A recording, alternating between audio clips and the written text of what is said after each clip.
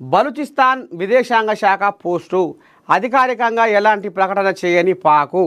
అమ్మా, పాకిస్తాన్ మాజీ ప్రధాని ఇమ్రాన్ ఖాన్కు ఏమైంది?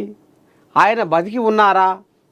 ఇమ్రాన్ ఖాన్ను జైల్లోని హత్య చేశారని బలూచిస్తాన్ విదేశాంగ శాఖ ఆరోపించిన నేపథ్యంలో పాకిస్తాన్లో ఇది ఆందోళన రేకెత్తిస్తుంది. పాక్ ఆర్మీ చీఫ్ అసిమ్ మునీర్ బృందం ఇమ్రాన్ ఖాన్ను హత్య చేశారనేది ప్రధాన ఆరోపణ. రావల్పిండిలోని అడియాలా జైల్లో ఉన్న ఇమ్రాన్ను అక్కడే చంపేశారని వార్త ఇప్పుడు సోషల్ మీడియాలో వైరల్గా మారింది.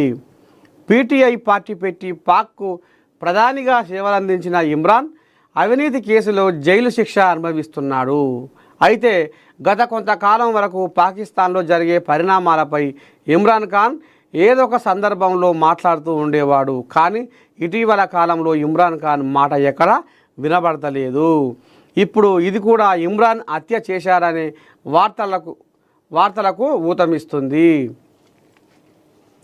ఇప్పుడే చూశానంటూ ఇలాగే వెళ్ళిందంటూ అంతెత్తు ఆ మేఘం గొంతెత్తి చెప్పింది, నీ పిలుపు వింటే ఇష్టమని, తలుపు తీస్తే కష్టమని. ఏం చేయాలి, ఎట్లా చేయాలి? జైల్లో ఉన్న ఇమ్రాన్ ఖాన్ ఏమైపోయే? జాడ లేదు, ఆయన పత్త లేదు, ఆయన అడ్రస్ లేదు, ఆయన చిరునామా లేదు. అసలు ఏడ ఉండు, ఏడవైనాడు, అసలు ఏమైంది?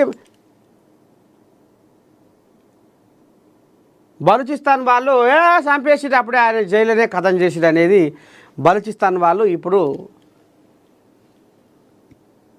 ప్రచారం చేస్తున్నారు.